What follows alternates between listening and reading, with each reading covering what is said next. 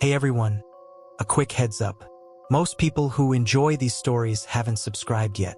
If you're liking the content, consider subscribing and dropping a like. It truly supports the channel. And I'm glad you're here. Also, I'd love to know where you're tuning in from, so share your location in the comments. I've been hauling freight through the Appalachian hollows for 14 years, and I know every mile of Interstate 19 like it's written on the inside of my eyelids. Virginia to Kentucky, down and back, down and back.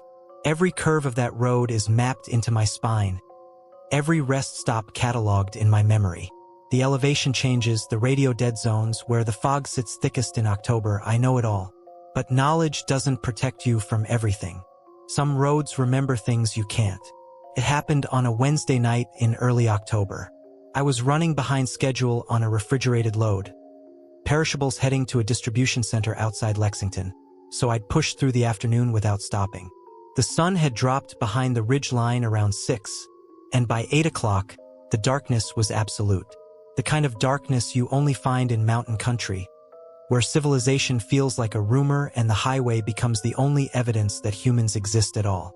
I was somewhere between Bluefield and Princeton, West Virginia, that narrow corridor where Route 19 cuts through the hollow like a blade through skin.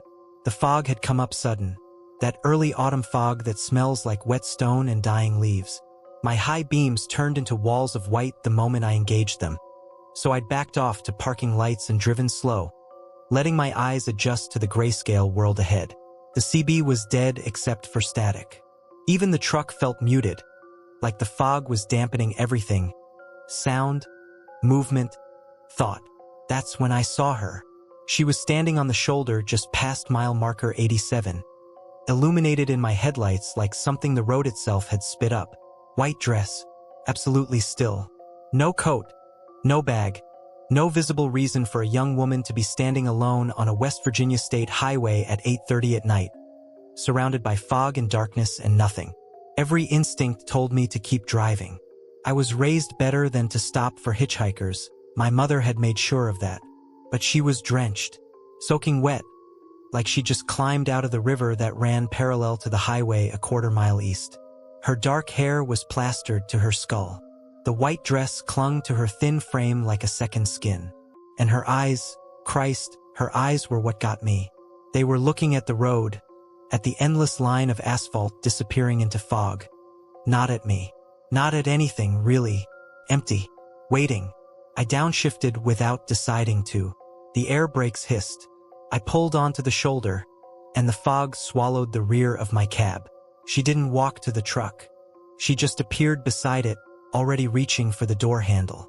I watched her climb in smooth, dreamlike movements and settle onto the passenger seat. Her wet dress made a sound like cellophane against the fabric. Drip, drip, a steady rhythm that seemed impossibly loud in the cab. "Where you headed?" I asked. Standard question. Truck stop ritual. She didn't answer, didn't even turn her head. Just sat there, hands folded in her lap, staring straight through the windshield at the fog and the road beyond it. I waited. Most folks take a moment, but not this long. I was about to speak again when I realized something. She wasn't breathing. I couldn't see her chest rising and falling. Couldn't hear it. The truck's engine was idling, sending vibrations through the frame, but she was perfectly still. Statue still. Dead still. That's the word that came to me. Dead. I told myself it was the fog, the darkness, the exhaustion. Told myself I was seeing things that weren't there. I put the truck in gear and pulled back onto the highway. We drove in silence. The fog pressed against the windshield. The CB remained dead. My headlights carved a tunnel through white nothing, and inside that tunnel, there was only the sound of the engine, the hiss of the air suspension, and that persistent dripping sound. Drip, drip, drip, her wet dress against my seat. I wanted to ask her something, anything, but my throat had closed up. Instead, I watched the mile markers appear and disappear. 89, 91, 93. 20 minutes had passed. Maybe more. Time felt uncertain. And then I glanced over because I needed to see if she was still there. If any of this was real, and what I saw made my hands lock on the steering wheel. Her jaw had come unhinged, just slightly, but enough that it wasn't natural anymore. Just enough that her mouth hung open like she was trying to scream without sound. And her lips, they were moving. I could see them forming words, syllables, shapes that meant nothing. Her eyes still looked straight ahead. I swerved hard. The truck shuddered. My coffee cup fell. I looked back at the passenger seat, breath coming in short, sharp gasps. She was gone. The seat was empty, completely empty, but the imprint was still there. A dark stain in the shape of a person, dripping wet, soaking through my upholstery. And it wasn't drying. Even as I watched, it glistened, as if fresh water was still being added to it somehow. I didn't stop. I drove the remaining 40 minutes to the truck stop near Princeton with the window down. Cold October air pouring into the cab, my hands shaking on the wheel. The whole time, I kept waiting for her to reappear, to materialize in that passenger seat again. She never did, but the stain remained, wet and impossible, until I reached the fluorescent lights of the truck stop parking lot. I didn't go inside. I sat in the cab for an hour, staring at that wet impression on my seat. The fabric had dried eventually. Around midnight, the dampness simply vanished, like it had never been there, like it had been something my mind conjured. Except my seat still smelled like river water and something underneath it. Something metallic. Something like pennies left in the sun. The next morning, I checked the bulletin board at the truck stop, the one where drivers pin lost dog posters and phone numbers for dispatchers. There was a section at the bottom, yellowed and faded, covered in old clippings. I found it without searching. Bluefield River claims another victim. 1987. The photograph was grainy, but the face was unmistakable. Young, maybe 20 years old, dark hair, and in the only photo they had of her alive, she wore a white dress. Her name was Catherine Marks. She drowned in the Bluefield River on October 12, 1987. Her body was never recovered. I've been driving Route 19 for 7 more years since that night. I've never picked up another hitchhiker, but I know, with a certainty that sits cold in my chest, that she's still there. On certain nights in October, when the fog comes up and the road gets quiet, I see her silhouette on that same shoulder past mile marker 87, just standing, waiting, and every single time, no matter how much pressure I put on the accelerator, my truck slows down.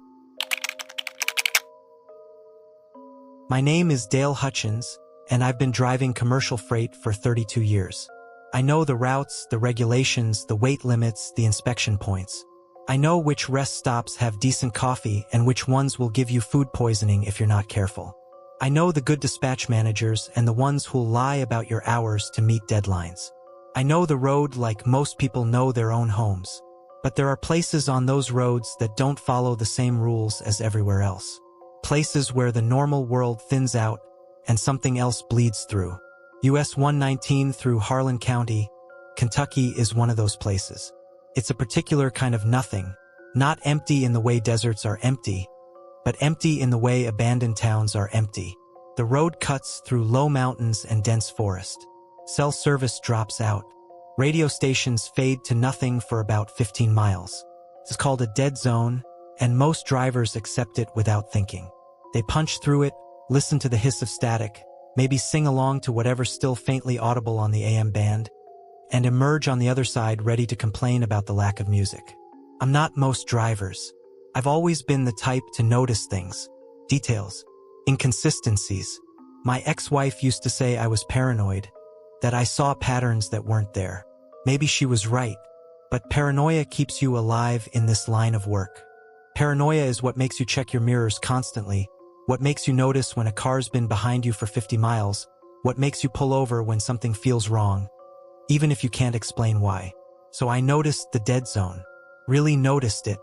The thing about US 119 is that the radio doesn't just fade gradually.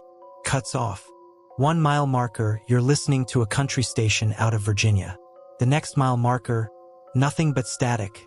That pure, white noise static that sounds like the earth's breath, like the universe itself hissing. Most drivers don't mind. It's 15 minutes of silence. Then stations come back, and life continues. But November of last year, something changed. I was pushing a load of automotive parts from Knoxville to Cincinnati, running behind schedule as usual. The dispatcher had been breathing down my neck about making up time, so I was doing 72 in a 65, eating up the dark hours before dawn when the roads belong to people like me. It was around 2:14 a.m. when I hit the dead zone. I remember checking the dash clock specifically because I always mark the entry point. The static came on right on schedule. White noise. Empty. Normal. Except it wasn't. First, it was so subtle I almost missed it. Underneath the static, there was something else. A rhythm. Cadence. The kind of pattern your brain naturally locks onto, the way you start to hear voices in rain or recognize faces in wood grain. I turned the CB dial, expecting to find clearer frequencies the way you sometimes do if you search carefully enough. Every single frequency played the same thing. It was music, backwards, crystal clear underneath the static, like it was coming from a source much closer than any transmitter should be. And it wasn't garbled or distorted the way backwards audio usually sounds. It was clean, professional. The production quality was too good to be accidental. It was a woman's voice, singing in reverse. The melody was almost recognizable, almost like a lullaby, but inverted into something that made my teeth ache. Underneath her voice, there was another voice, male older, whispering things I couldn't quite resolve into words. Sounds that were almost language but not quite. My hands started shaking. The temperature in the cab dropped so fast it felt like stepping into a freezer. My breath fogged the windshield. I could see it. White plumes of condensation appearing and disappearing with each breath. And with each plume, the backwards music seemed to get louder. The woman's voice climbed higher, the backwards lullaby becoming more insistent, more desperate. The man's whisper underneath became faster, more urgent. I reached for the radio dial to turn it off entirely, but my hand stopped halfway, because buried in that static, beneath the backwards music and the whisper, I heard something that made my blood go entirely cold. My name, not Dale, not the nickname the other drivers call me. My legal name, the one on my birth certificate, the one only my mother ever called me, and she'd been dead for 4 years. My legal name, spoken backwards through the static, but still recognizable. Unmistakable. Pronounced backwards, it sounded like a curse. I killed the radio entirely. Jabbed the power button so hard I nearly cracked the dashboard. The silence that followed was somehow worse than the sound had been. Because underneath it, I could still hear it. That backwards music, that impossible whisper, that reversed echo of my own name. Like it wasn't coming through the speakers anymore, but from somewhere inside my head. The cab had gone cold enough that I could see ice beginning to form on the inside of the windshield. My breath came in short, sharp gasps that fogged the glass faster than the cold should have been able to freeze it. I was doing 72 miles per hour through darkness so complete it felt like driving through the inside of a closed casket. I forced myself to check the mirrors. Behind me, nothing but black road and darkness. Ahead, the same. To my sides, the silhouettes of trees, dense and featureless. Then my eyes found the dashboard clock. 3:33 a.m. I'd been in that dead zone for less than 15 minutes. The clock should have read 2:27, maybe 2:28. Instead, it showed 3:33. 79 minutes gone. An hour and 19 minutes of my life simply missing from the timeline. Replaced with that music and that whisper and the sound of my own name cursed backwards into the void. I didn't slow down. I accelerated. My hands were shaking so badly I could barely hold the wheel steady, but I pressed harder on the accelerator, watching the speedometer climb. 75, 80, 85. The needle climbed toward 90. The forest blurred past. And then, suddenly, the dead zone ended. Radio stations snapped back into existence. A country song played on the AM band. A talk show on FM. Ads for used car dealerships in places I'd never heard of. Normalcy. The world reasserting itself. I pulled off at the next exit. There was a rest area about a mile down a state road. All empty parking spaces and dark brick buildings. I pulled in and parked with the engine running, all the lights on inside the cab. I sat there for an hour, just sat, listening to the wind outside, trying to make sense of what had happened. I never found an explanation. The clock eventually reset to the correct time. The temperature normalized. By the time I pulled back onto the highway, everything felt normal except for the knowledge that it never actually was. I still drive that route. The job requires it. But I keep my radio off now. Sometimes the silence is worse, because I can still hear it underneath. That backwards music, that whisper, that awful reversed echo of a name I don't want spoken into the dark. It never really stopped. It's still there, waiting in that dead zone on US 119, playing underneath the static, calling out backwards into the night, waiting for someone else to listen. My name is Marcus Webb, and I've been driving commercial trucks for 28 years. I've crossed this country more times than I can count, logged nearly 3 million miles without a serious accident, without a ticket, without anything more eventful than the occasional blown tire or radiator hose. I'm the kind of driver other drivers respect, the kind who knows the regulations, maintains his rig properly, and doesn't engage in the kind of reckless behavior that gives the industry a bad name. I'm reliable, cautious, the type who reads the weather reports and adjusts his schedule accordingly. The type who keeps his truck in pristine condition and his mind clear. Which is why what I'm about to tell you will sound impossible. I know how it sounds. I've spent 2 years trying to rationalize it, trying to convince myself it was a trick of exhaustion, a hallucination born from too many hours on the road without proper sleep. But I know what I saw, and more importantly, I know I'm not the only one who's seen it. Route 23 through eastern Kentucky is a peculiar stretch of highway. It's not particularly dangerous, no worse than 100 other mountain routes I've driven. But it has a particular quality, an atmosphere that hangs over it like fog that never quite lifts. The road cuts through dense pine forests that seem to swallow light. Even in daylight, even at noon, the trees are so thick and so tall that the sun barely penetrates. The road itself is in good condition, well maintained, but there's something about the landscape that makes you feel like you're driving through a place that doesn't quite belong to the modern world. Like you've slipped backwards somehow into an older version of Kentucky that time forgot. There's a wait station at mile marker 87, right at the state line where Kentucky meets Virginia, or there was. The building has been abandoned for at least a decade, maybe longer. It's a concrete structure, squat and utilitarian, the kind of government building they threw up in the 70s without regard for aesthetics. The paint has peeled away in long strips, exposing the gray concrete underneath. The windows are broken or boarded up. The parking area is cracked asphalt with weeds growing through the fissures. It's the kind of place that accumulates decay. Every time you pass it, it looks a little worse than the last time. A little more forgotten.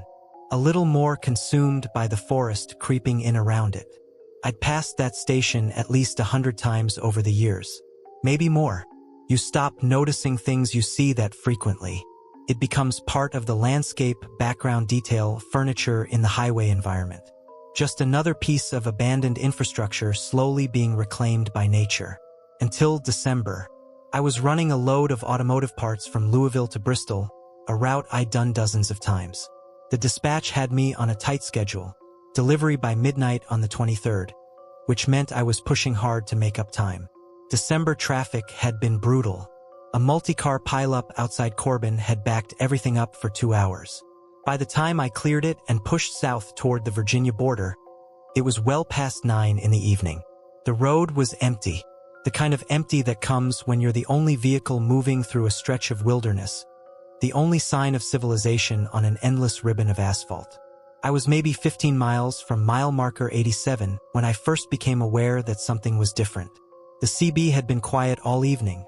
Nothing but the usual chatter, dispatchers communicating with other drivers, the standard repertoire of road conversation.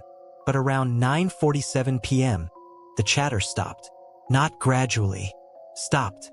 Like someone had flipped a switch. The radio went silent except for the hiss of empty frequency. I switched channels to see if I could find other voices, but every channel was the same. Dead air, static, emptiness. That wasn't necessarily unusual. Dead zones happen. Radio propagation is affected by terrain, and the mountains through eastern Kentucky create plenty of shadow areas where signals don't reach. I didn't think much of it. I turned up the volume on the radio and kept driving, listening to that white noise hiss, watching the mile markers count down.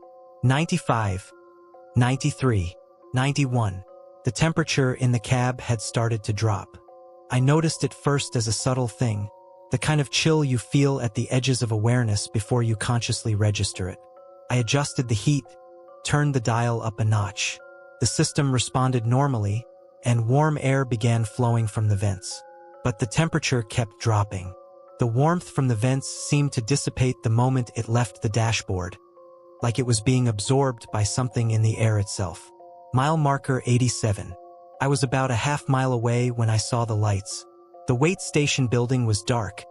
It had always been dark, every time I'd passed it. But tonight, light spilled from the windows. Not dim, ambiguous light that could be confused with reflection or the moon. Bright electric light, yellow-white fluorescent light, the kind you'd see in an active government building. Impossible light, burning inside a structure that had been condemned and vacant for a decade. My first thought was that someone had moved in. Squatters, maybe. Homeless individuals looking for shelter. I'd passed through enough abandoned buildings over the years to know they attract that kind of occupation. My thought was practical, mundane. Maybe I should stop and check if they needed help. Maybe they needed to be informed that the building wasn't safe, that they should seek proper shelter. I turned onto the access road leading to the weight station. The temperature dropped so violently that my breath crystallized the moment it left my mouth. Not gradually, not in degrees. Dropped, like driving through the door of a freezer. The dial on my thermometer went from 47 degrees to 22 in the span of a few seconds. The moisture on the windshield began to frost over. My hands, gripping the steering wheel, started to burn.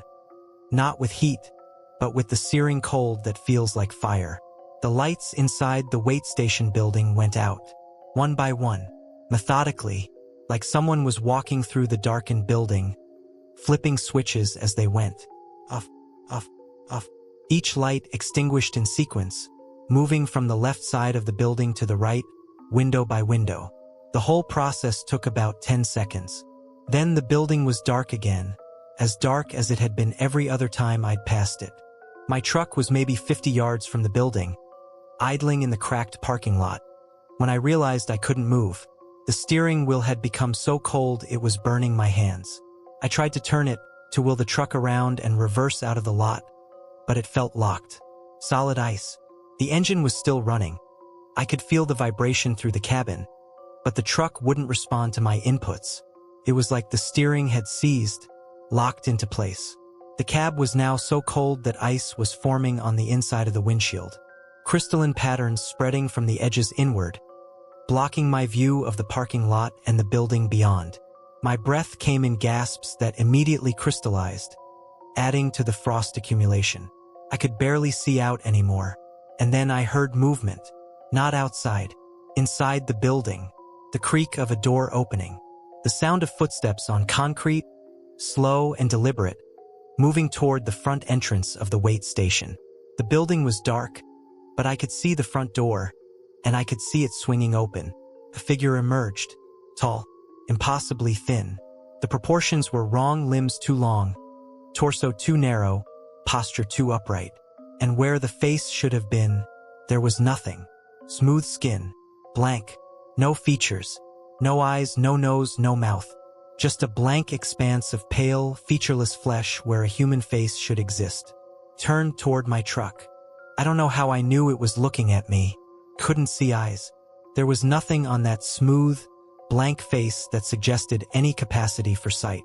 But I felt the weight of its attention. I felt the wrongness of it focusing on my position, on my truck, on me sitting frozen in the cab with my hands burning against the ice-locked steering wheel. I yanked the gear shift into reverse and gunned the engine. The steering wheel tore free from its frozen state with such violence that it burned my palms. Not cold anymore, but the sensation of rapid temperature change, like holding ice and then thrusting your hands into fire. The tires screamed against the asphalt. The truck lurched backward, tearing away from the weight station lot, back toward the access road and Route 23 beyond. I didn't look back. Couldn't look back. All I could do was feel the urgency, the primal wrongness screaming through my nervous system that I needed to be away from that place, now, immediately. But I saw it anyway, reflected in the rearview mirror. The figure, standing in the parking lot, watching me drive away, still and silent and utterly wrong. It didn't move, didn't chase, just watched with that blank, featureless face, arms at its sides, as my truck spun around and accelerated back toward the highway. I hit Route 23 at 60 miles per hour, tires still screaming, the engine roaring in protest. I drove for 20 miles without once looking at the mirrors. The temperature in the cab gradually normalized. The frost on the windshield melted. My breathing slowed, but my hands wouldn't stop shaking. Not from cold anymore, from something deeper, something primal that your body understands before your mind catches up. The knowledge that you've encountered something that shouldn't exist.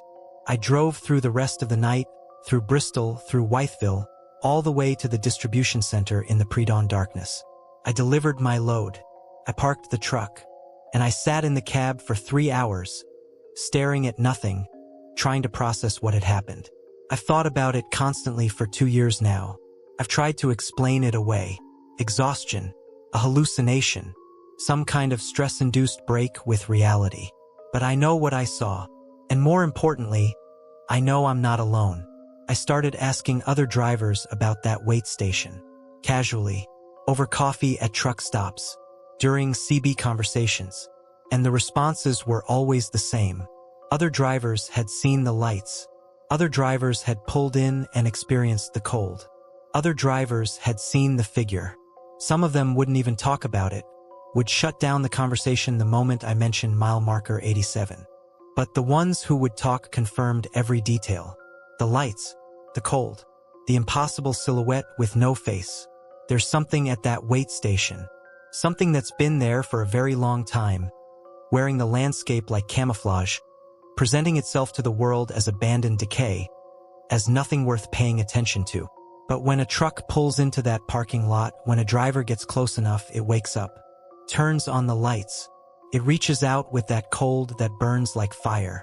I still drive Route 23. The job requires it. But I keep my eyes forward and my truck on the highway. I haven't pulled into that wait station again. I never will.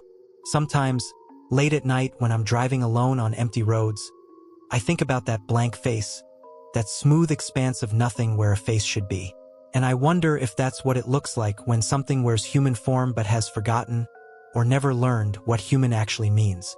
I wonder if that facelessness is honesty, the true face of something that exists in the spaces between civilization and wilderness, the gaps in the landscape where the world goes thin.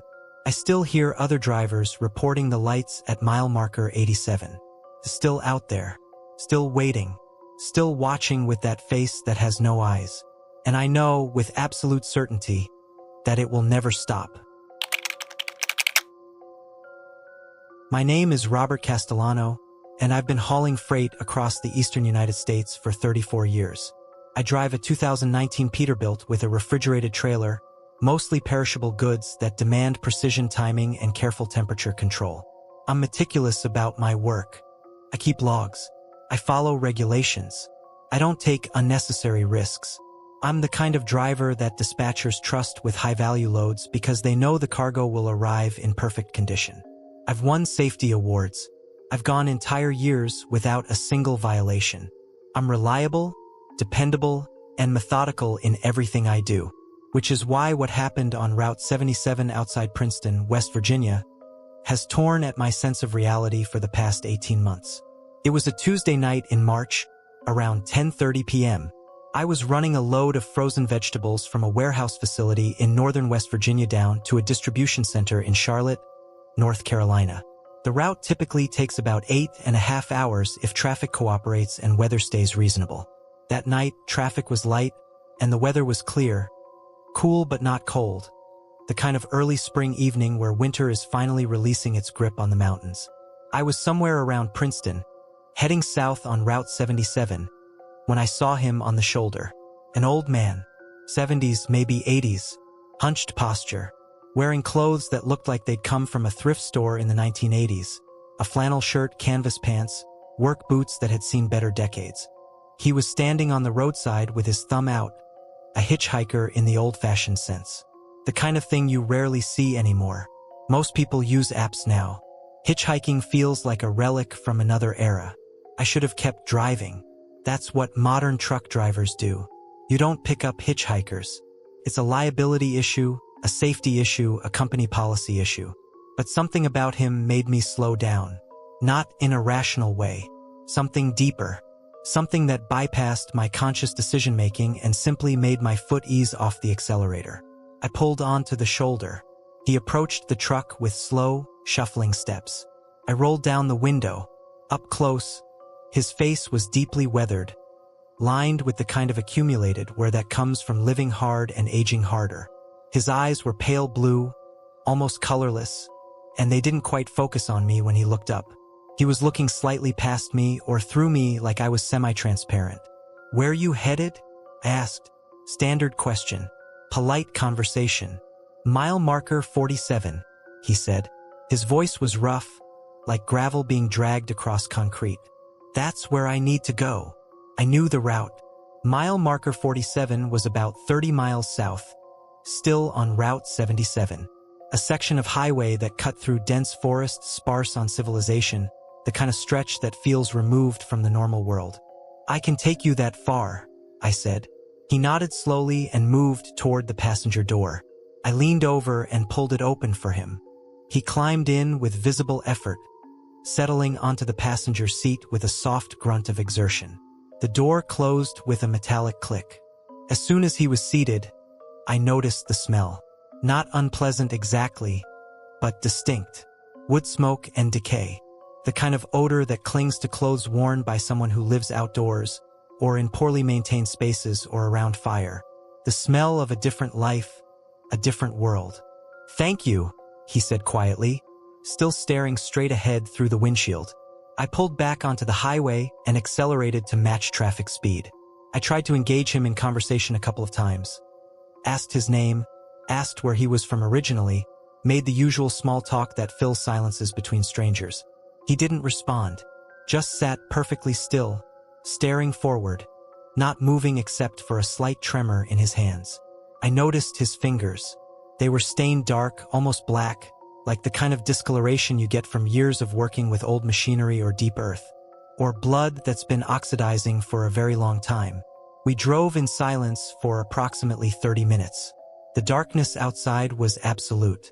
The highway cut through forest on both sides, and the headlights carved a narrow tunnel of visibility ahead. Behind us, the world was nothing but black. The CB chatter was minimal, just occasional communications between other drivers, dispatchers, the ambient murmur of the trucking community moving through the night. The radio played quietly, a country station out of some small West Virginia city. The engine hummed with its characteristic Peterbilt growl. Everything was normal. Everything was wrong. I glanced over to check on my passenger to make sure he was still there, to confirm that all of this was real and not some strange highway-induced hallucination. I wanted to tell him we were getting close to mile marker 47, that it would only be another 10 minutes or so. The passenger seat was empty, not vacant in a way that suggested he'd recently left. Empty in a way that suggested he'd never been there at all. The seat was untouched, no impression of weight, no displaced fabric, no evidence of occupation. But the passenger side window was still closed. The door was still latched, and the seat was bitterly cold. My hands jerked on the wheel. The truck swerved slightly, and I immediately corrected, forcing my breathing to slow. I was hallucinating. Heat exhaustion. Sleep deprivation. Something was wrong with my brain chemistry or my oxygen levels or something fundamental in my physiology. People don't vanish from sealed vehicles while traveling at highway speed. Except I knew he had. I could feel it. I looked at the odometer. It read 47.3 miles since I'd picked him up. Mile marker 47 was approaching. I don't remember making the conscious decision to slow down, but the truck began decelerating. My foot wasn't pressing the accelerator anymore. My hands were shaking so badly I could barely keep the wheel steady. The CB suddenly crackled with static. Not the normal empty frequencies, but heavy, active static, like someone was transmitting without words, just noise and void. I passed mile marker 47. On impulse, adrenaline overriding rational thought, I pulled onto the shoulder and stopped the truck. I sat in the cab for a long moment, engine idling, trying to process what had happened. The headlights illuminated a section of forest. Dense trees, underbrush, nothing distinguishable. Just wilderness. I called 911. The operator was professional and calm. I reported a passenger who'd vanished from my vehicle. She took my information and my location. State police were dispatched. I sat in the cab, doors locked, waiting for authorities to arrive, unable to fully explain what I'd experienced because I couldn't make it sound real even in my own mind. The state trooper arrived 40 minutes later. He was a patient man, maybe in his 50s, with the kind of weathered competence that comes from years of law enforcement in rural areas. He listened to my account without interrupting, writing notes in a small pad. When I finished, he was quiet for a long moment. "You said he asked to go to mile marker 47? The trooper asked. "Yes, that's what he said. That's all he said." The officer nodded slowly. "I need to ask you something. Can you describe what he looked like?" I did. I gave him every detail I could remember. The weathered face, the pale blue eyes, the flannel shirt, the work boots, the stained fingers. I described the way he sat perfectly still, the way he didn't respond to conversation, the ancient quality of his clothes. The officer reached into his patrol car and retrieved a folder. He opened it and showed me a photograph. Black and white, grainy with age. A man in work clothes standing in front of a mining operation, somewhere in the 1960s by the look of it. Same face, same hands, same expression of weary emptiness. "That's him," I said. "His name was Raymond Cole," the officer said. "He went missing in 1969, 50 years ago. He was a coal miner, disappeared one night after his shift. We found his truck abandoned near here, but Raymond was never found. The case has been cold for decades." My mouth went dry. "You're saying—" "I'm saying," the officer interrupted, "that your description matches the only known photograph of Raymond Cole to within perfect accuracy. And I'm saying that we're going to search the area around mile marker 47. Because if this is the third report we've received this year of the same phenomenon, maybe it's time to look harder." They did search. The next day, with additional officers and cadaver dogs, they searched the forest near mile marker 47. And they found something. A shallow grave, decades old, hidden in a ravine about 200 yards from the highway. Human remains, skeletal, with evidence of trauma to the skull. The clothing matched what Raymond Cole had been wearing when he disappeared. The dental records confirmed identity. Raymond Cole had been murdered and buried in 1969. His death a closed case for 50 years, until some mechanism I don't understand, decided it was time to show someone where he rested. The officer wouldn't give me details about what had happened to him. "Murder investigation protocols," he said. But the implication was clear. Raymond Cole had been the victim of a crime that had gone unsolved for half a century. Until the night he appeared in my truck and guided me to the exact location of his grave. I haven't picked up another hitchhiker since that night. I won't. But I've learned something that keeps me awake at night. The officer told me, off the record, that other drivers have reported picking up an old man matching Raymond Cole's description on that stretch of Route 77. It's been happening for months. Always the same request. Always the same destination. Mile marker 47. The grave has been properly investigated now. Raymond Cole's remains have been given proper burial. His killer has never been identified. The trail is too cold, the evidence too degraded. But something about his presence, his insistent return to that highway, suggests that even death cannot silence the need for resolution. Even 5 decades later, he was still trying to go home, still trying to reach the place where he fell. I drive Route 77 regularly. I pass mile marker 47 at least twice a week. And sometimes, late at night, I see him on the shoulder, standing with his thumb out, waiting, hoping for a ride, hoping for someone to notice him again. I never stop, but I always slow down, and I always feel his eyes on my truck as I pass, watching, waiting, still desperately trying to go home. My name is Frank Garrison, and I've been driving commercial freight for 37 years. I know every major route along the eastern seaboard, every alternate road, every backwater highway and mountain pass that connects the industrial centers of this country. I've logged over 4 million miles without a serious incident. I've seen weather that would make most people reconsider their life choices. I've navigated blizzards, flash floods, and equipment failures in places where help was hours away. I'm the kind of driver that other drivers respect. Calm under pressure, methodical, someone who doesn't panic when things go wrong. But there's a tunnel on Route 60 near Beckley, West Virginia, that has changed something fundamental in me. Something I can't quite articulate, but something that's been eating at my confidence for the past year. Route 60 is a workhorse highway. It connects Kentucky to Virginia through some of the most challenging terrain in Appalachia. The road is well maintained, but it's a driver's road, narrow lanes, sharp curves, elevation changes that demand constant attention. I've been running that route for decades. I know every mile marker, every dangerous curve, every place where weather tends to pool and visibility drops. The tunnel is approximately 2.3 miles long, a straight shot through a mountain near Beckley. It's an old tunnel, built sometime in the 1920s or 1930s, reinforced and maintained over the decades, but still carrying the character of its age. The concrete walls are dark and water-stained. Water drips constantly from cracks in the ceiling, creating a sound like a metronome, steady and hypnotic. The lighting inside the tunnel is provided by sodium vapor lamps that create a sickly yellow-orange glow that barely reaches the far walls. It's not a pleasant drive. It feels like driving through the guts of something, but it's a straightforward section of highway. In normal conditions, the tunnel takes approximately 4 to 4.5 minutes to traverse, depending on traffic and speed. I've driven through that tunnel maybe 1,000 times over the years. It's become background scenery in my mental map of the route. You notice it, but you don't think about it. It's just part of the highway, until January of last year when something changed. I was running a load of automotive components from a warehouse facility in Charleston to a distribution center in Bristol. It was a foggy evening, the kind of fog that seems to materialize without warning in mountain country, thick and suffocating and indifferent to headlights. The temperature was hovering right around freezing, and the pavement was slick in places where mist had condensed into a thin layer of moisture.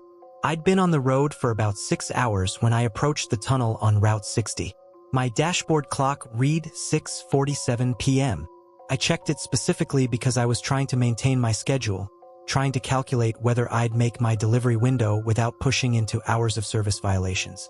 The fog was bad enough that I reduced my speed from the normal 60 miles per hour to around 40, keeping plenty of space between my truck and the occasional vehicles I passed. I entered the tunnel at 6:47 p.m. The transition from fog-shrouded highway to the enclosed space of the tunnel was dramatic. One moment, I was in a world of gray mist. The next, I was surrounded by dark stone walls and that sickly yellow-orange sodium vapor light. The fog didn't penetrate into the tunnel. It ended abruptly at the threshold, like the tunnel had its own atmosphere, its own sealed environment separate from the rest of the world.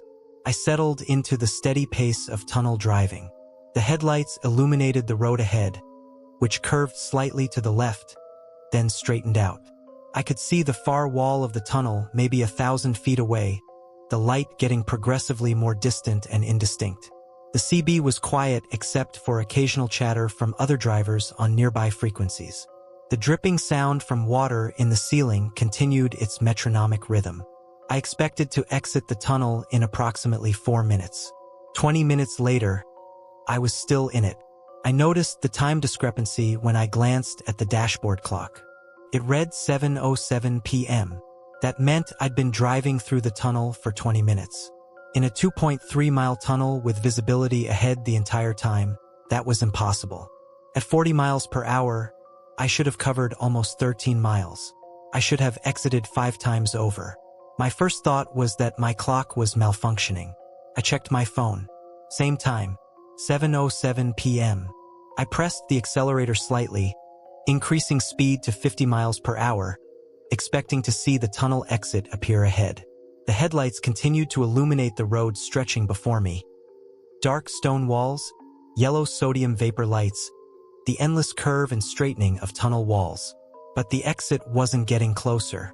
The end of the tunnel remained at the edge of visibility, always approximately the same distance away, never resolving into a real location I could reach. That's when I noticed the walls. They were no longer smooth concrete. Something was carved into them. Deep gouges. At first, I thought they were cracks or water damage, but as my eyes adjusted and my speed increased, I realized what I was looking at. Handprints. Hundreds of them. Maybe thousands. All different sizes. All pressed deep into the stone like they'd been carved by something with considerable force. Small handprints, perhaps from children. Medium handprints from adults. Some so large they seemed impossible. Hands the size of dinner plates, pressed into solid rock with enough force to leave permanent indentations. They covered the walls completely, overlapping each other, creating a palimpsest of desperation that made my stomach turn. I pressed harder on the accelerator. 55 miles per hour. 60. The speed increased, but the tunnel didn't. Kept going. The walls kept coming, covered in those handprints, layer upon layer of them, a record of something trapped, something clawing, something that had been here for a very long time. The CB crackled. Static first. Heavy, active static that seemed to fill the entire cabin. Then, underneath it, a voice. Calm. Professional. The voice of another truck driver. But it was carrying a message that made my blood turn to ice. Hello? Hello?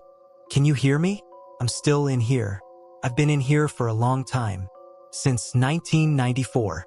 I entered this tunnel 30 years ago, and I can't find the way out. The tunnel keeps going. Keeps going. Are you still looking for me? Does anyone know I'm still in here? The voice cut off, replaced by static. I knew that voice. I'd known the driver, Michael Hendricks. He'd been a regular on the Route 60 circuit back in the 90s. One night in 1994, he'd entered this tunnel and never emerged. There had been search parties. The tunnel had been inspected thoroughly. No sign of him, no wreckage.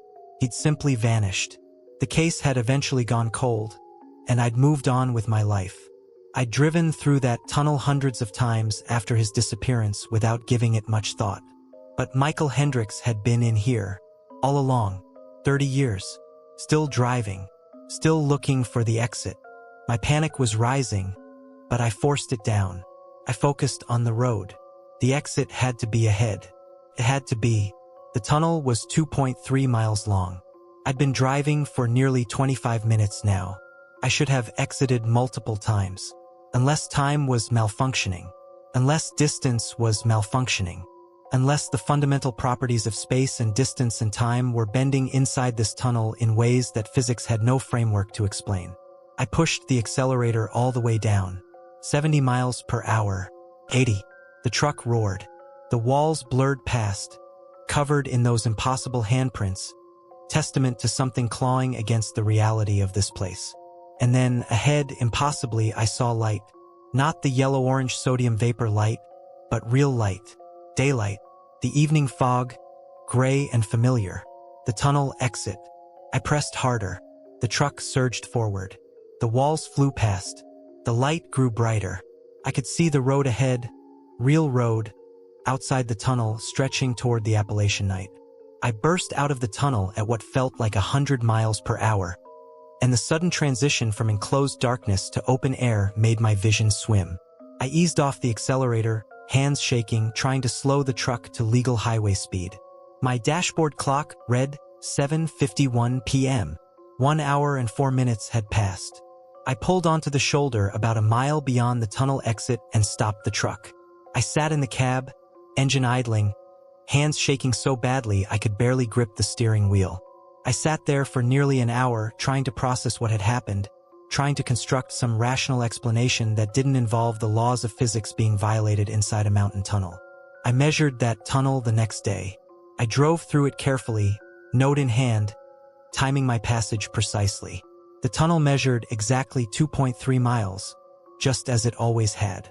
At a steady 40 miles per hour, the drive took exactly 4 minutes and 30 seconds. Perfect. Normal. Exactly as it should be. But I knew what I'd experienced.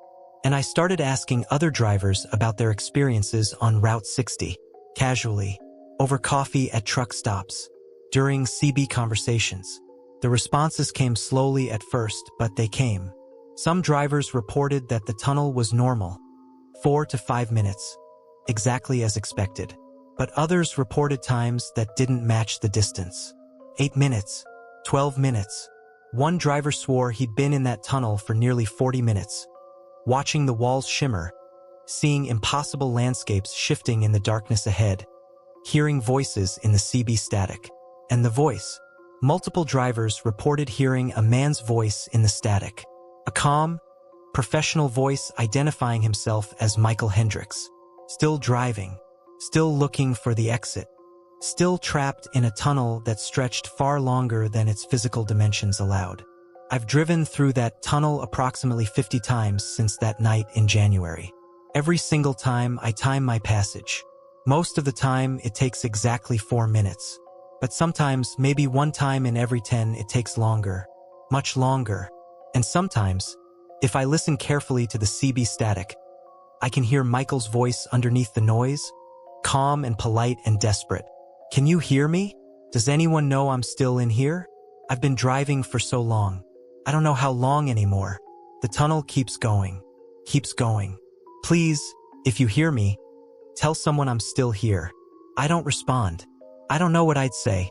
I don't know if acknowledging him would trap me in there with him, make me another voice in the static, another ghost driver condemned to navigate a tunnel that's somehow become larger than the world outside it. I still drive that route. The job requires it.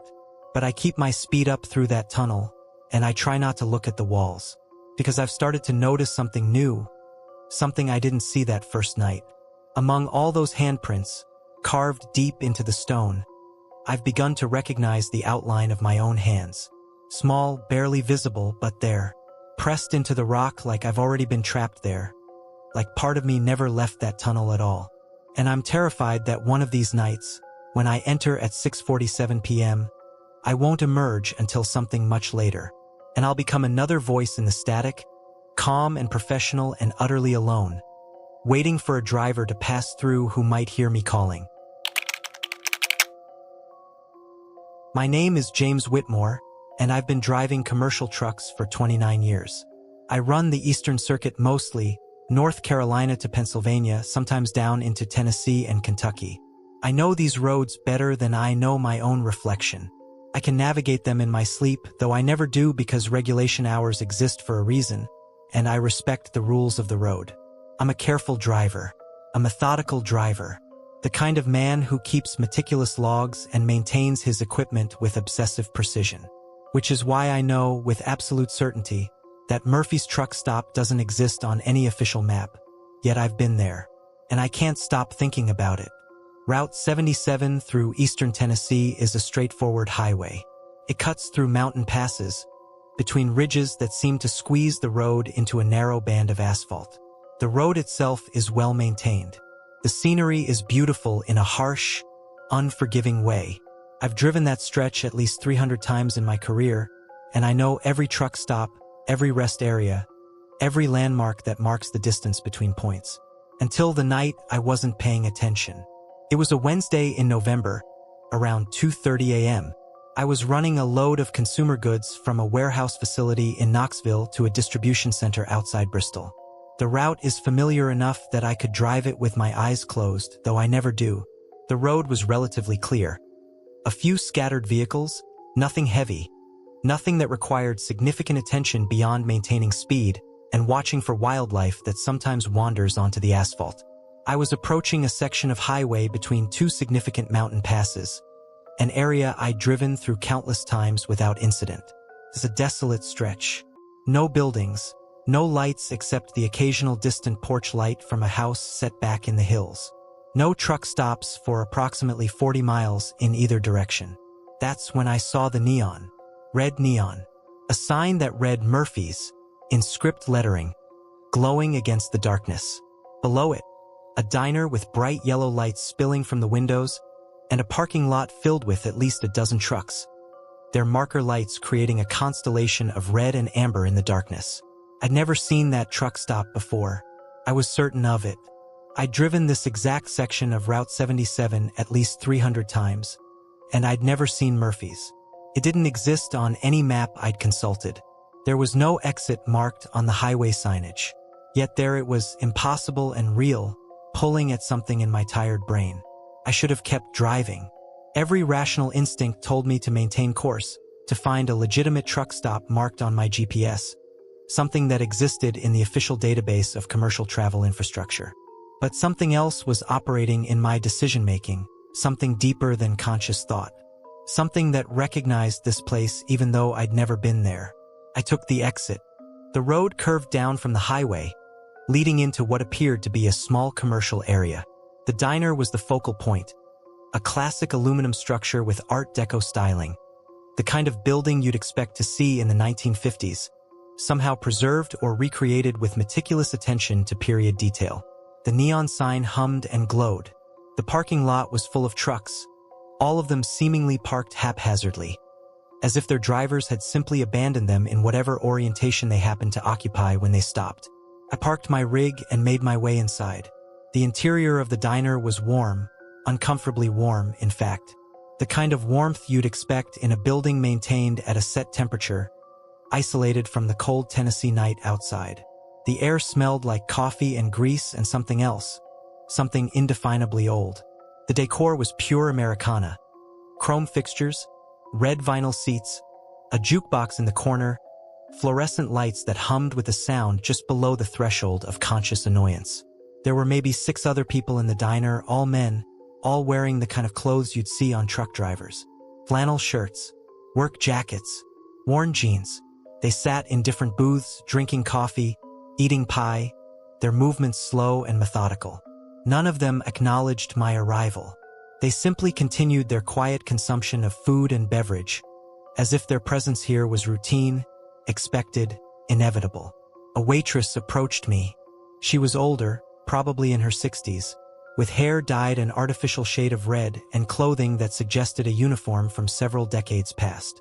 Her smile was warm, but there was something in her eyes that didn't quite align with the expression. "Coffee?" she asked. Not really a question. She already knew. "Yes," I said. "And maybe some pie. Apple or cherry?" she asked. "Apple, I guess." She nodded, like I'd confirmed something she already knew. "You always get the apple pie. Same as every time you've been here." That's when the wrongness crystallized in my awareness. "I've never been here before," I said carefully. "Apple or cherry?" she asked. "Apple, I guess." She nodded, like I'd confirmed something she already knew. "You always get the apple pie.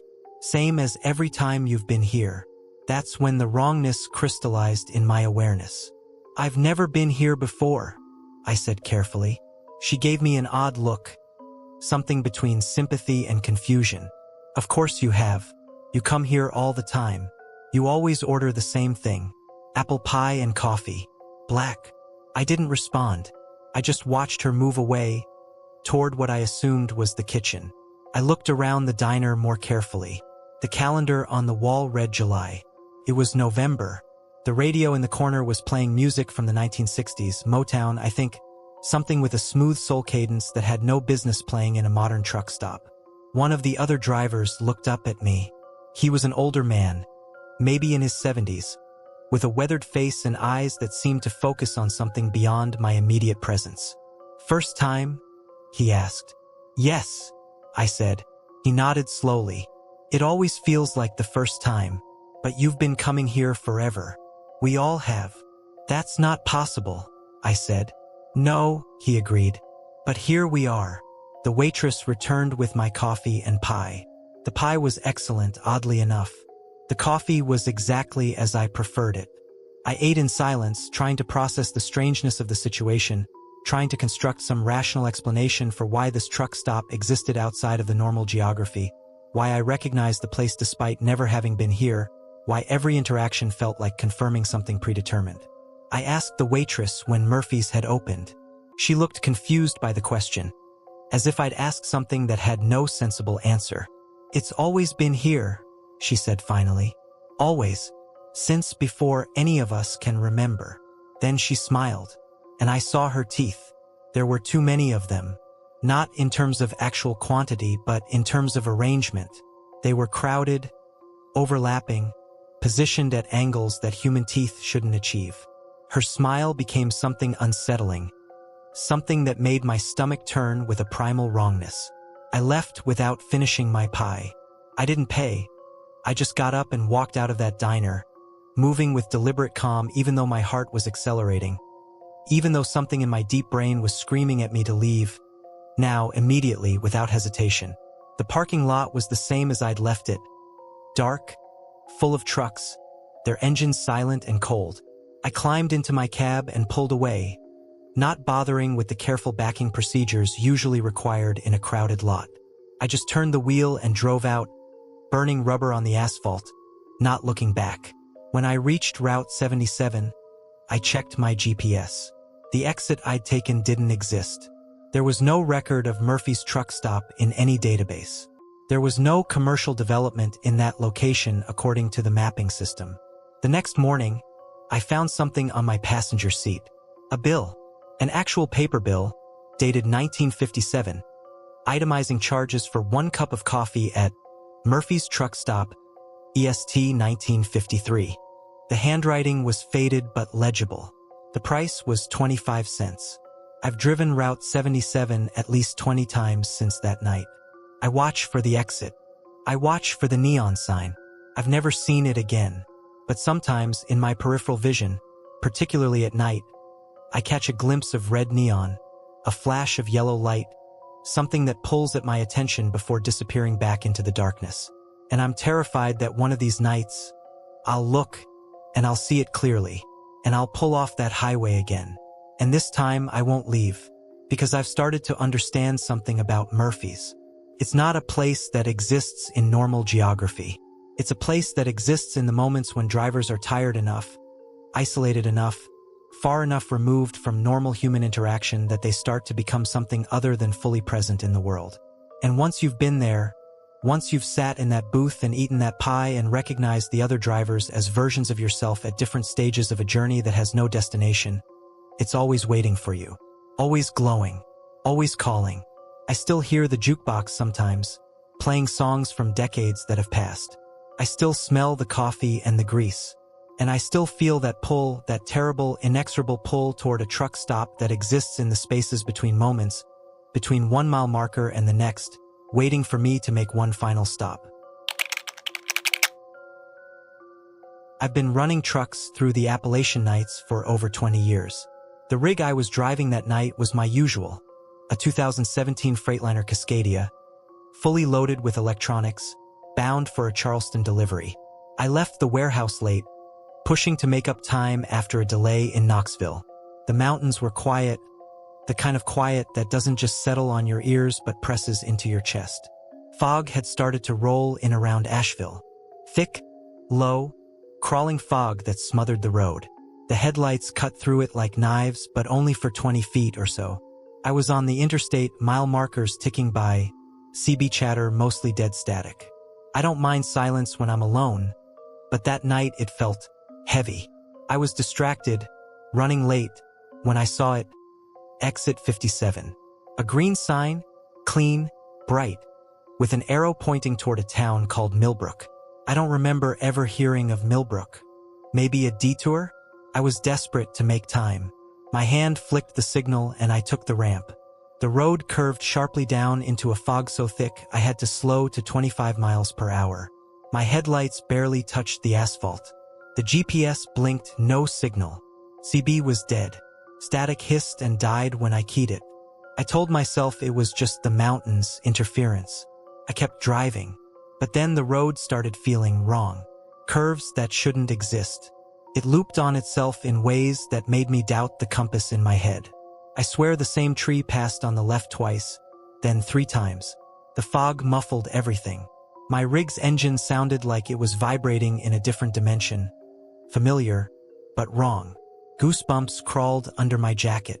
After 10 minutes, or maybe 30, time seemed to stretch. I came upon a town. Small, frozen, The kind of place that looked like it had been ripped out of the 1950s. Brick buildings with chipped paint, vintage cars lined along cracked streets. Streetlights threw a sickly yellow glow. Not a soul in sight. Not a sound except the tires rolling over pavement that felt eerily solid. Then I saw him, a man, standing under one of the lights, perfectly still, watching. His face was in shadow, but I felt the eyes on me. The rig passed him, and I swear I could feel him in the cab. My skin crawled. I hit the brakes, but the truck rolled like it had a mind of its own. I turned around, heart hammering, tires squealing on asphalt that seemed to echo forever. Back on the ramp, fog clinging to the mirrors, I climbed out of that loop. When I reached the interstate, I blinked, and the exit was gone. No sign, no ramp, just the road continuing as if I'd imagined it. My GPS finally flickered back. CB came alive again. The mile markers continued as they should. I told myself I hallucinated it. Stress, fog, fatigue. But the memory of that town, frozen in amber, didn't fade. And the man, that figure standing perfectly still, watching. I checked state records, called the Charleston office. There had never been an exit 57 on that stretch. No Millbrook, nothing, just empty mountains. Then, out of curiosity, I asked about abandoned towns. And that's when I found it, Millbrook, an old mining town, abandoned in 1951 after a collapse that killed 37 people. Nothing left but ruins. I never took that exit, not consciously, but sometimes, when the fog creeps down the mountains and the interstate goes quiet, I swear I see the green of the sign in my mirrors, a shadow of it, receding into the mist. And for a moment, my rig wants to swerve, wants to follow it. I tell myself I escaped, that it was a trick of fog and fatigue. But the smell of burnt rubber, old asphalt, and that metallic cold hangs on the back of my throat every time I drive that route. Sometimes, when I stop at rest areas, I catch the faint hum of engines in the distance. Engines that shouldn't exist. I haven't returned to the exit. I won't, but I still check my mirrors every time. There's a moment, a heartbeat, when the road feels wrong, when the world seems to curve, and I wonder, did I really come back? Or is a part of me still driving through that dead town, looking for a way out, while the fog swallows the interstate behind me? I can't explain it. Never will. All I know is that I respect the night now. I respect the fog. And I never, ever look away when a green exit sign appears in the dark. Because sometimes, it looks back. My name's Daniel Mercer. I've been driving trucks for 16 years, long enough to know the difference between a close call, a real accident, and the tricks your mind can play on you when the weather turns bad. I'm not proud to say I've nodded off before, drifted once or twice, had my share of scares. But what happened on Route 25 last February, I still don't have words for it. Not ones that make sense, anyway. It was one of those nights where the rain didn't fall. It poured. Sheets of water hammered the windshield so hard it sounded like gravel. Visibility was maybe 10 feet. The kind of Appalachian darkness where even your headlights seem afraid to go any farther.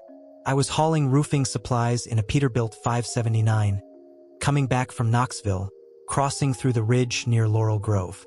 A familiar stretch. I've run it 100 times. But the road felt different that night. Slick, oily, almost alive under the tires. The kind of wet that lifts you just enough to make you forget you're not in control. Dispatch was dead quiet. CB chatter was nothing but static. I kept both hands tight on the wheel, leaning forward, squinting through the blur of rain streaking across the glass. The cab smelled like damp fabric, old coffee, and something faintly metallic, almost like blood, which didn't make sense at the time. Then it happened. The truck drifted just half a foot at first. I felt the back end go light. The steering tightened. My stomach dropped. That familiar split-second warning every driver knows. Hydroplane. I countersteered too fast. The whole rig shuddered. My headlights cut through the rain just long enough to catch the silhouette of a silver sedan crossing the center line. And then impact. A hard, sickening, metal-on-metal collision. The kind of sound you don't forget. The kind that vibrates straight into your bones. I felt the front bumper catch the sedan's rear quarter panel. Watched the taillights spin, a red blur twisting into darkness. Tires screeching, water spraying, my heart hammering like it was trying to punch out of my ribs. I yelled, just instinct, and fought the wheel until the rig skidded to a stop on the shoulder. I threw the hazards on. Rain soaked me instantly as I jumped down the steps. The wind sliced through my clothes, cold and metallic smelling, like ozone before a lightning strike. "Hello," I shouted into the storm. "You okay?" But there was nothing. I ran farther, boots splashing through puddles, scanning the ditch, the trees, the guardrail. My breath steamed in the air. No sedan, no debris, no skid marks, just the steady hiss of rain hitting asphalt. The road was empty. I stood there shaking, rain dripping from my hair, trying to make sense of it. I felt that crash. I heard it. The vibration still tingled in my arms. A phantom ache. My body insisting something had happened even though the world around me disagreed. I called 911 anyway. Possible collision on Route 25 near Laurel Grove. I told the dispatcher. A sedan. I hit it, I think. Police arrived 20 minutes later. Flashlights cut across the wet road. They found nothing. Not a single trace of an accident. No paint on the pavement. No broken glass. No damage to my truck. Not even a scratch on the bumper. One of the troopers looked at me like I was drunk or exhausted. Maybe both. "Sir," he said, "there's no evidence any vehicle was here tonight except yours." But I knew what I'd felt. That metallic cold stayed in the cab for days. A week passed. Couldn't shake it. The smell of burnt rubber haunted me on every run. Every time the road curved, I felt my stomach clench, bracing for a collision that never came. Then one night, around 2:17 a.m., my phone rang. Unknown number. Area code I didn't recognize. I answered. "Daniel?" A male voice asked. Calm. Measured. Too calm. "This is him." A slow breath crackled through the line. "I'm sorry," the man said. "About the accident." My blood froze cold. "Who is this?" "You hit me," he said almost kindly. "Last week. On Route 25. It's all right. I don't blame you." I stood in my cab, staring at the dark windshield, the reflection of my own confused face staring back. "I didn't see you," I said. "I swear." "You never do," he interrupted. His voice had a strange echo to it, like he was speaking through a long hallway. "But it always happens." "What are you talking about?" "I've spent years trying to stop it," he said. "Leaving earlier, leaving later, taking different roads. But no matter what I do," a pause, breathing, "you still hit me." I felt my throat close. "What do you mean always?" "That's not. It happens in every version of events," he said softly. "Every time the road is wet. Every time you reach that bend. Every time I drive past Laurel Grove." Rain began tapping the windshield then, even though the sky outside was clear. "I stopped fighting it," he said. "It's already happened for me. It's already happened for you. And it's still happening somewhere." The line crackled, distorted, like a radio caught between frequencies. Then the man whispered, almost gently, "You're not responsible, Daniel. You're just the point where the lines cross." And the call went dead. I didn't sleep that night, or the one after. I begged dispatch to keep me off Route 25. I took longer routes, slower loads. Anything to avoid wet roads. Anything to avoid that bend. But the accident hasn't left me. Some nights, when I'm alone on a midnight run, the CB hisses with static. Sometimes, buried under the noise, I hear a voice. I tried to stop it. At first I thought it was imagination, stress, a guilty mind repeating the worst thing it's ever done. But other drivers, real drivers, men and women I trust, have started talking. One swears he saw a silver sedan fishtail into the trees ahead of him, only to find nothing when he stopped.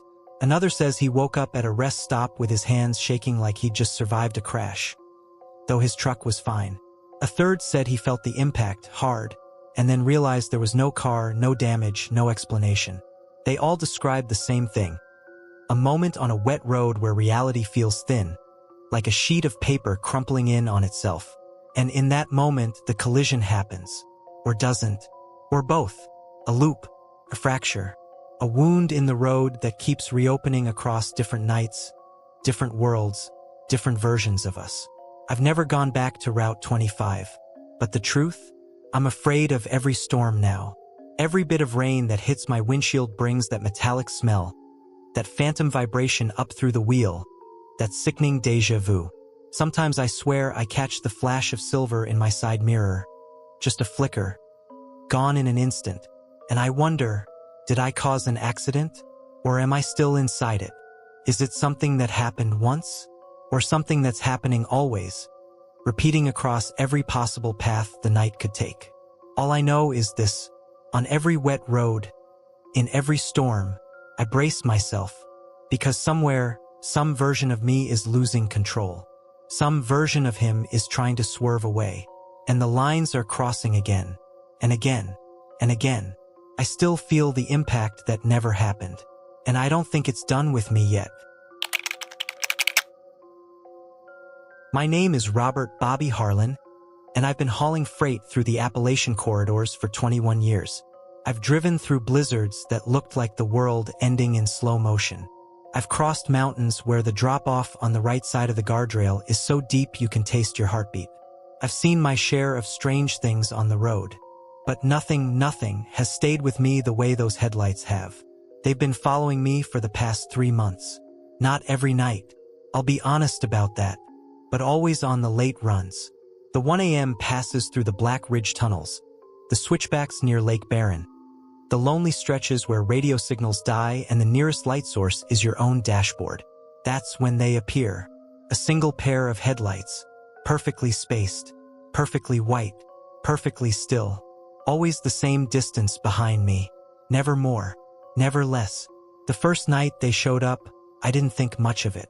I just left a fuel stop outside Ash Creek, heading east toward Pinetop Pass. Fog was rolling in, thin at first, then thicker, like slow-moving smoke crawling along the asphalt. The smell of wet leaves and cold sand blew through the vents. The kind of night where you talk to yourself just to break the silence. Somewhere around mile marker 142, I noticed the glow behind me. Clean, bright, sharp. Not the yellowish tint of older halogens. This was a crisp white light, almost too white. I figured it was a newer pickup or a Ricer sedan. No big deal. But when I slowed down, the headlights slowed too. When I accelerated, they kept the same distance. And when I took a sharp curve, a curve that normally throws trailing cars out of the mirror for a second, they stayed perfectly aligned. Like they were locked onto me. Still, I brushed it off. Mountain drivers are unpredictable. Maybe the guy was tired. Maybe he was being careful. But that was only night 1. The pattern didn't start until later. 2 weeks in, I realized something was wrong. Some nights the headlights showed up near mile 130. Other nights near 150. Once, they appeared right out of the Black Ridge Tunnel, blooming into view like a pair of eyes opening in the dark. But no matter where they started, they always maintained the same exact distance. 100, maybe 120 yards. Far enough to not threaten me, close enough to never forget they were there. I started testing them. I slowed to a crawl 15, then 10, then 5. The headlights dimmed behind me, keeping pace. I floored the accelerator once, pushing the rig harder than I should have on wet curves. The steering wheel trembled in my hands, the vibration fading into something strangely hollow, like the road itself had gone soft beneath the tires. The headlights didn't budge. Still the same distance. Still perfect. Still patient. One night, somewhere near Lawson's Peak, I pulled onto a wide shoulder to let them pass. I put my hazards on and waited. A minute passed, then another, then 3 more. Fog drifted between us, turning the headlights into soft, floating orbs. But they still stayed right where they were, motionless. That's when the cold started inside the cab. Not normal cold. This was a metallic cold, like sticking your face in a freezer full of old blood. It crawled under my clothes and raised every hair on my arms. I stepped out to confront them. The air outside smelled like burnt rubber and wet stone. My boots crunched on the gravel as I walked toward the lights. I didn't call out. Something instinctual told me not to. Each step I took seemed to dim them slightly. 10 feet out, they were half as bright. 20 feet, dimmer still. 30 feet, and they went out. Just vanished. Instantly, I froze. The road behind me was pitch black. No car. No engine noise. No tire marks. The asphalt looked untouched, like nothing had been there at all. The fog around me felt heavier, dense, alive. I backed up slowly, heart pounding, eyes scanning every shadow. When I climbed back into my cab and shut the door, the cold vanished immediately, sucked out of the air like someone flipped a switch. I started the engine. As soon as the truck rolled forward, even just a foot, the headlights reappeared in my mirror. Exactly where they had been before. Perfect. Still. Patient. That's when I called the state police. The dispatcher ran a check. No vehicles behind me. No heat signatures. No reflectors. Nothing on road cameras except my truck. She asked if I'd been awake too long. Suggested road fatigue. Possibly hallucinations. I didn't argue, because how do you explain something you can't prove? But everything changed when the other drivers started talking. It began at a diner in Ridgeport. 3 of us were sitting over cold coffee, me, a flatbed guy named Ortega, and a car hauler named Denise. We were swapping stories, the usual. Bad weather, worse drivers, the weird things night hauls do to your head. And then Denise said it. "You ever get followed?" she asked. "Like, headlights that won't go away?" My blood ran cold. Ortega nodded slowly. "White lights. Pretty far back. Never gain. Never fall." We all fell silent. Denise swallowed hard. Mine showed up near that long downhill stretch before Black Ridge last Tuesday. Thought it was a state trooper at first. Pulled over. She tapped the table. Her nails were shaking. But nobody was there. Ortega leaned forward. "Same for me. I tried to outrun them once. They kept up. Steady as a heartbeat. As they talked, something settled deep in my chest. Not fear yet, but recognition. A shared wound. Pattern forming in the dark. Other drivers came out with their stories over the next few days. A tanker driver who saw the lights every time it rained. A reefer hauler who claimed the lights followed him through tunnels. A box truck rookie who said he saw them reflected in a lake beside the highway. Yet nothing was on the road behind him. Always the same distance. Always in the Appalachians. Always after midnight. And always waiting. You want the part that keeps me up at night? It happened last week. I was cutting through the mountains near Pinetop. 2 a.m. moonless sky. Wind whispering through the seals of the cab. I'd already spotted the headlights behind me. Steady as ever, a silent companion. But then, something changed. The lights flickered. Just once. Like a heartbeat skipping. Then they brightened. Just a little. But enough to know they were responding. Reacting. Aware. My CB hissed loudly, sharp, violent static that made me flinch. Underneath the static, I swear I heard an engine revving. Deep, low. Not from behind me, but inside the transmission, like something mechanical was growling through the frame of the truck. For the first time, the headlights moved. They crept forward. No acceleration. No bounce of suspension. Just a slow, impossible glide. The distance shrank. A fraction of a fraction. Barely a breath. But enough. Enough to know they could move when they wanted to. Enough to know they'd been choosing not to. I floored it. The rig roared. My pulse hammered in my ears. The headlights stopped moving. Held their new distance. Waiting. Almost like they were testing something. Almost like they were learning.